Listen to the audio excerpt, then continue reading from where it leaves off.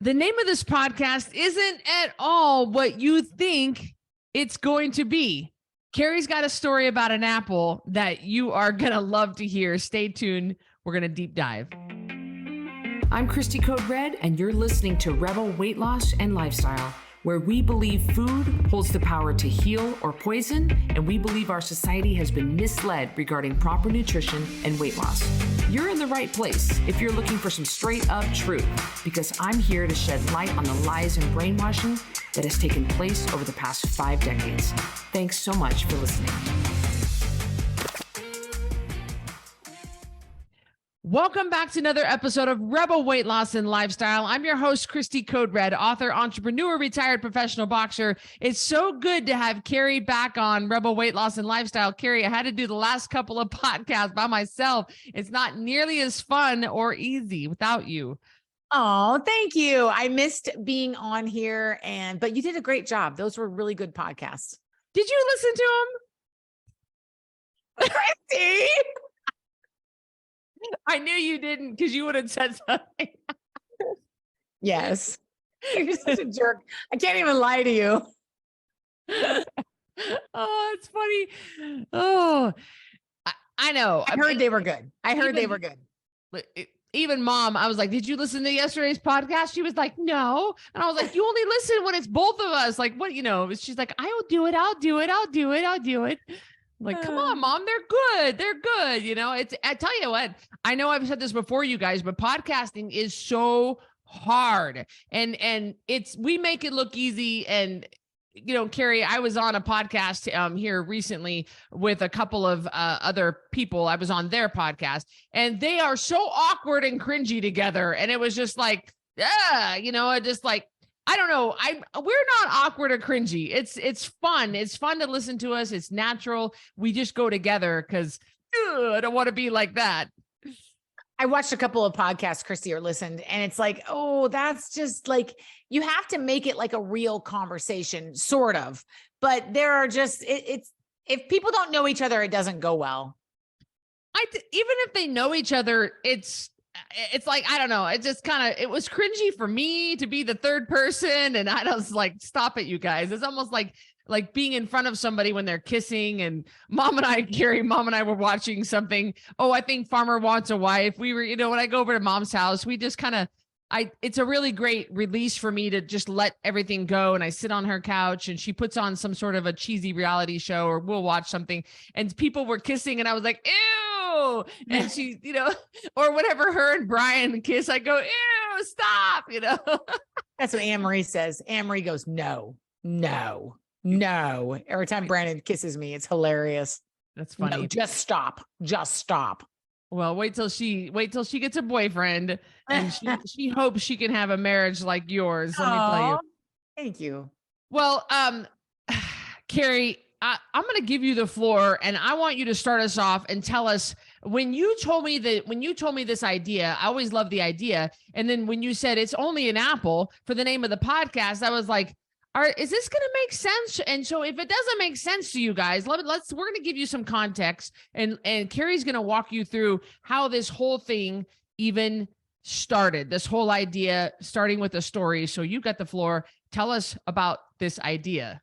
So those of you that were in my VIP group know this story already. And again, don't forget that at the time of this recording, you can join Cristy's VIP coaching group, which is amazing. But when I had a VIP group, I told them this story. And the story goes, when I very first started with Code Red, and of course I had weight loss surgery. I had failed at that, and I needed to get on track. And Cristy, a long time ago, the tenets of Code Red were similar, but we have changed things. Cristy's adjusted things over the years. But the very first tenet was, of course, drink your water. So the very first day I tried to drink my gallon of water, I gagged. I threw up. I was so whiny. And of course, we didn't have Voxer or a lot of the innovations that we have now for getting, I mean, we barely even text each other. That wasn't even a thing that long. I mean, you did, but it was different. So I called Cristy. I can't drink my water. And she was like, well, don't make yourself throw up. I mean, that was, again, Code Red was a little bit more of a baby company. So things were different. The way the rules, Cristy used to give people a cheat day or a cheat meal. We don't do that anymore. So she was like, well, don't make yourself sick. But she's probably thinking, what a wimp. Well, Cristy, I was going through the initial detox phase that happens with everyone on Code Red, where you start to think about, cutting out all sugar, all processed carbohydrates. The carbs you're getting are from vegetables, some from dairy. You're not getting carbs from extraneous sources. So you go through a detox phase. And of course, now we know more about electrolytes, right, Cristy? So it's not so bad for people. But back in the day, it was kind of rough. And I was so upset. I think it was like day 3 or 4, and I had not had any of those foods. And of course, I was very addicted to them. And so I called Cristy and I was like, I am miserable. I have got to have something. I thought that my life was going to end. And so I was like, you've got to do something. Being your sister, like, you can't yell at them the same way as you can a regular paying customer. So she said, well, I mean, I'll never forget. I don't know what her face looked like, but I imagine that she was doing something like this. Well, I mean, I guess you could have an apple. I mean, you were just trying. Like, you're not going to tell me to go eat a Twix. You're not going to tell me to go eat a bowl of pasta. I couldn't have a piece of bread. And you were just, I could tell you were racking your brain. Like, gosh, she's being such a whiner. What do I tell her? And you said, well, I guess you could just go have an apple, Cari. So I was like, yes, I was like victorious. I mean, I thought, oh, I beat this game. So I get my apple and I eat it. And you were like, well, how do you feel? And I was like, it's just an apple.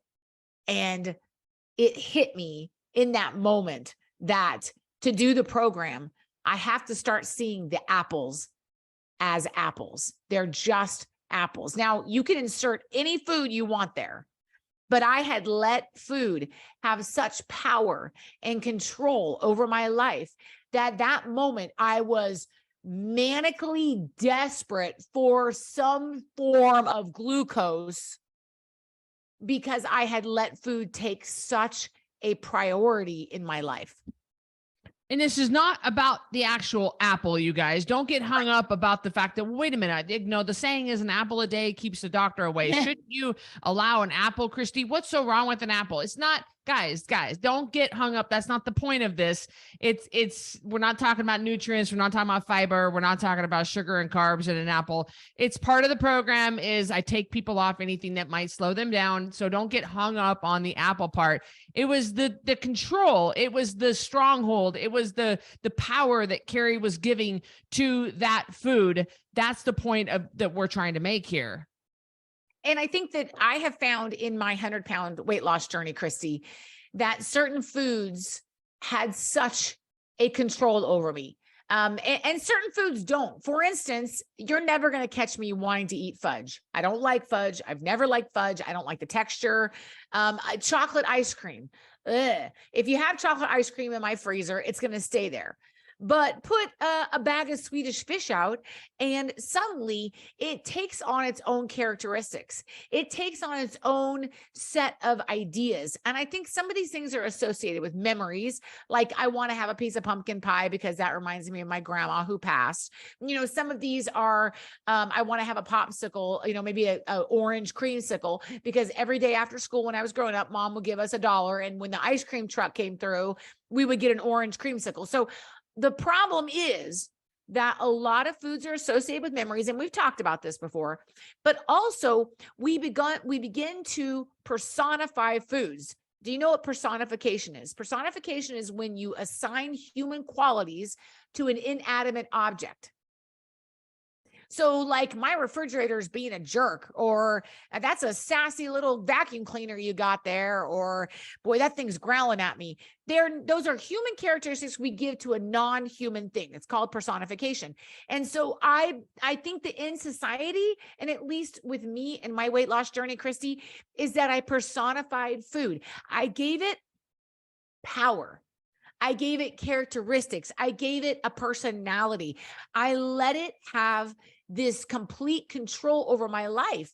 And when it all is said and done, and everything's eaten, and everything's past your throat and into your stomach, it's just an apple. It's just an apple. At the time we're recording this, I am 5 days post show. So I did my bodybuilding competition, and I'm past my show. And for months leading up to the show, yes, I was in prep. Yes, it was very strict. Yes, I was trying to get as lean as possible so you could see my muscles when I competed on stage. But I've also been working on the post-show mindset and not gaining back my weight. And I have worked on this exact thing literally for months. It's like two different things that I've been working on. I've been working on getting lean, but I've also been doing the mindset work and the mental work on what life after the show is looking like. And so the night of the show was over, everybody went out. I knew that was coming. I knew that's what they were going to do. I was prepared and I was ready. And I've been thinking about this exact subject, like it's only an apple. And I've been like, okay, what I wasn't craving anything. I didn't want to assign more value to food than what I needed to. And then all the days past the show, I've just had to remind myself, it's anytime I feel like just running to the C-store and getting something, or if I think I might want something, I've got to keep saying, no.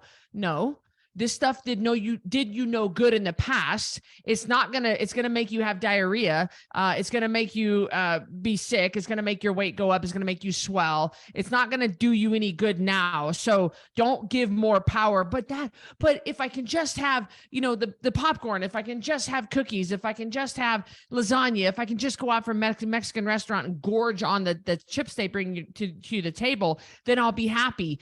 No, it's just an apple. Don't give it more power than what it needs. So I've been working on this daily. Sometimes it's every hour to fight the thought of giving more power to the food than what it deserves. I think that's such a great point. And Cristy, I don't know in your experience with coaching people, and of course you haven't. I always say Cristy's the best at getting weight off people of anybody I've ever seen.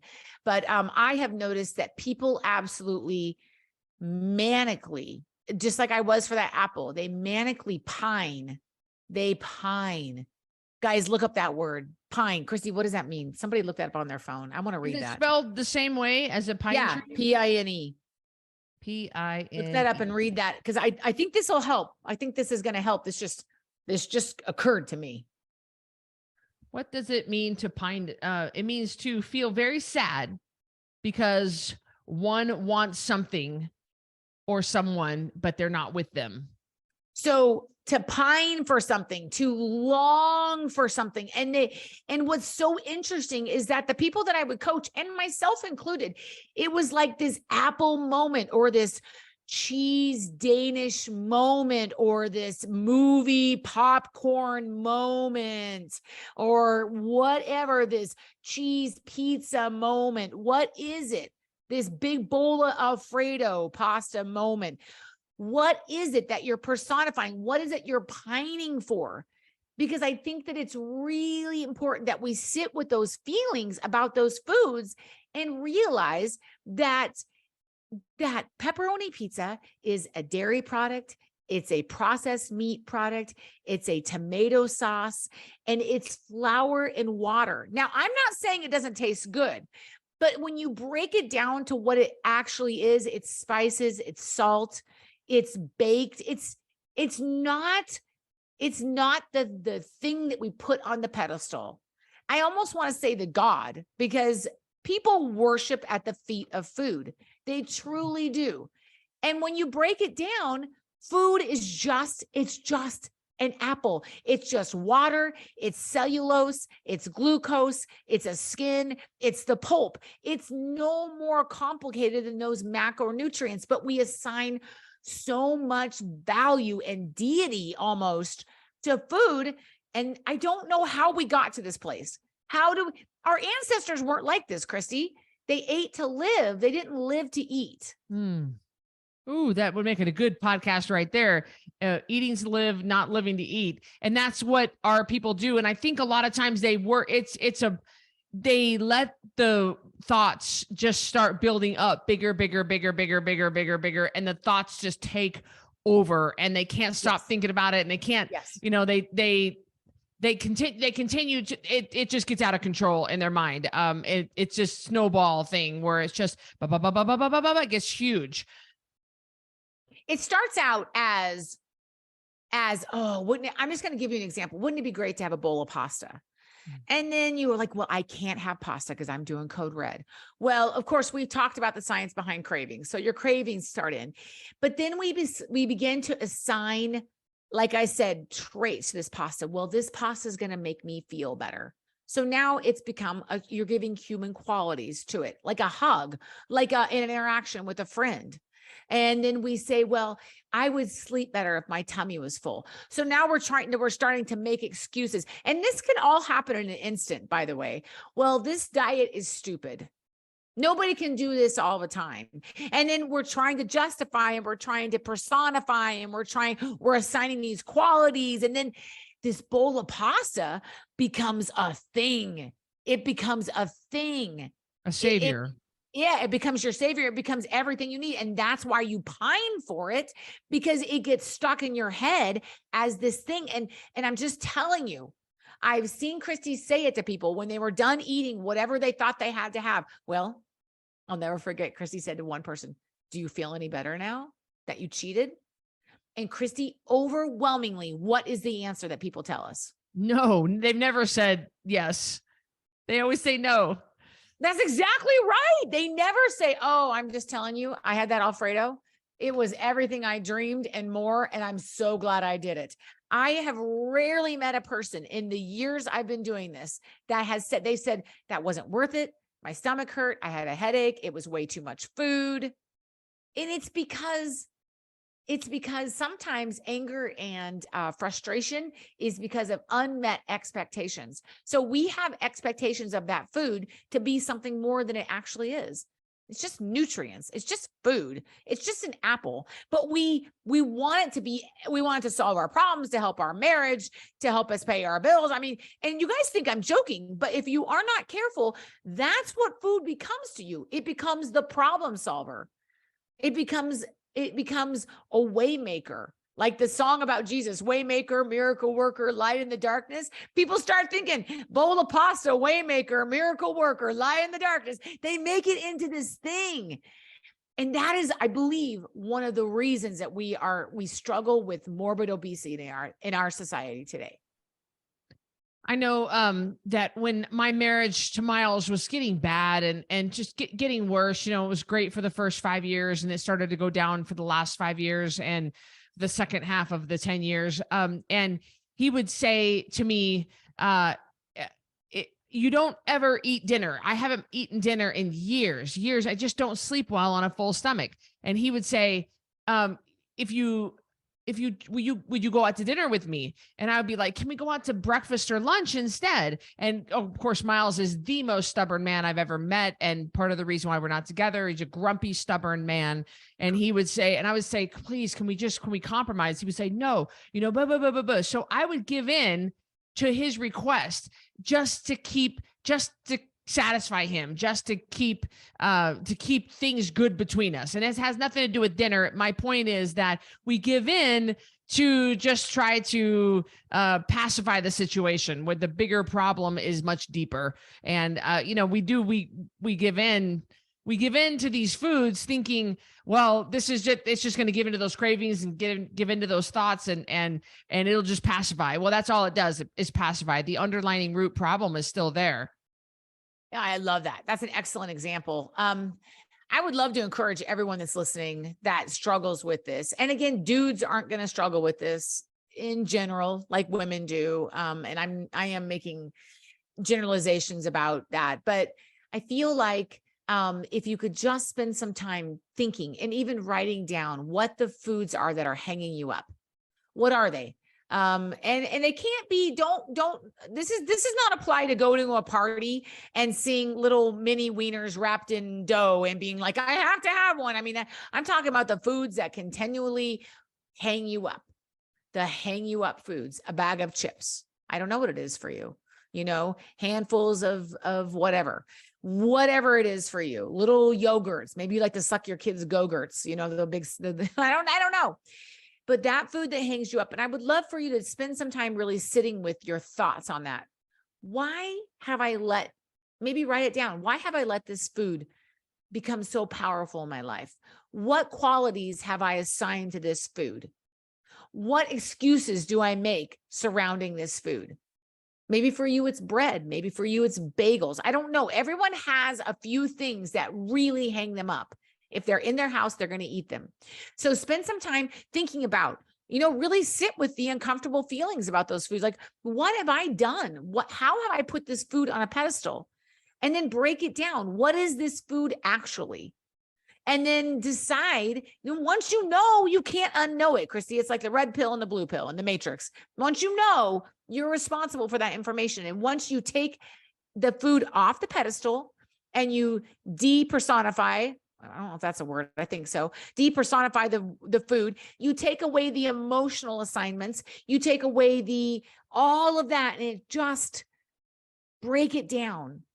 And you look at it for what it really is. It's just an apple. It's just an apple. Don't let that food control your life. And not because the food itself is bad, but because we've assigned all these properties to the food. The food itself isn't bad. It's what we've done to it in our own minds.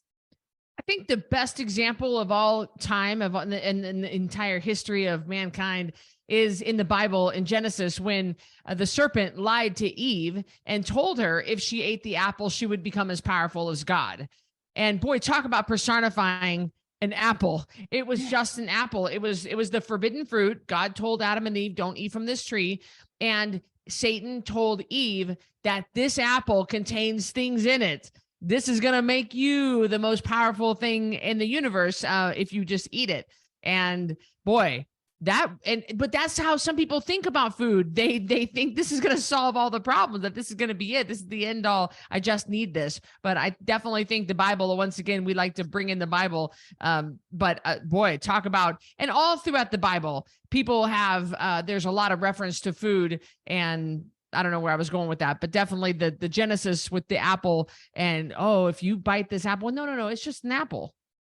Do you ever have somebody say to you, Cristy, when like you were working outside of Code Red, your boss would say, hey, I need to have a talk with you, or I'm going to talk with you tomorrow, or I'm going to talk to you. Or when Brandon and I were first married, I would say, I need to talk to you when you get home. And he'd be like, uh-oh. And like, even if somebody says that to me, still, it brings up that reaction.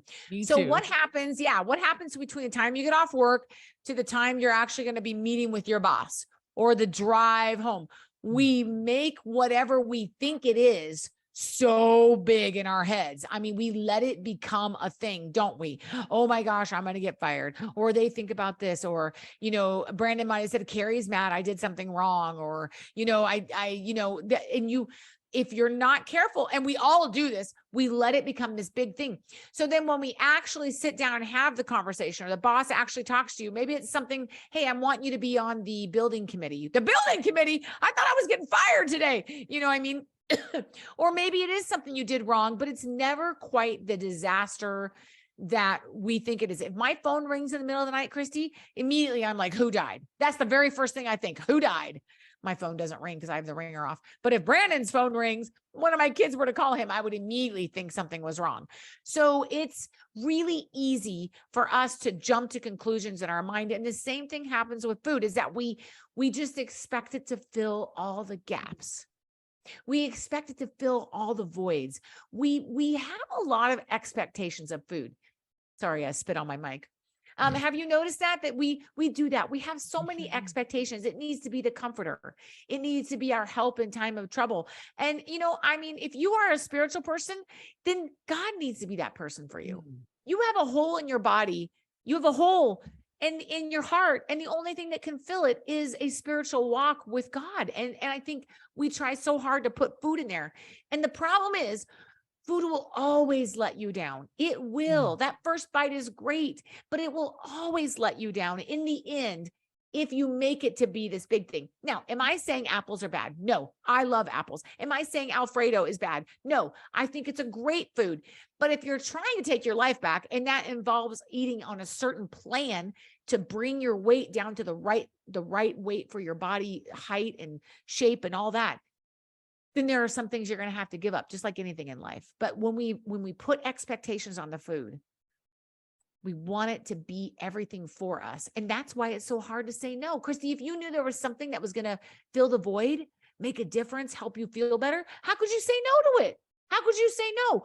But when you take all of that away and you just look at the food itself, then suddenly it's not quite as appealing, because it's not the answer to your problems. It's just an apple. Wow. This is profound. I love that. We all as humans, and we are created by the Almighty God, and the only thing that can fill that void in our heart is Christ, is the Holy Spirit, is a love for him, and knowing how much he loves you. And so many people do fill that void with porn or drugs or food, or unhealthy, other unhealthy, detrimental things, habits that destroy our lives, alcohol. And it just simply won't work. Food is fuel, and it's just an apple. And Cari, what a great podcast. Thank you so much for joining me on this episode of Rebel Weight Loss and Lifestyle. You might want to rewind and listen to this one again, because this is really a powerful one. It's just an apple. Guys, we will see you next week. Take care, everybody. Hey, I'm Cristy Code Red, and thank you for listening to Rebel Weight Loss and Lifestyle. If you want to stay connected to other rebels like you, join us in our private network.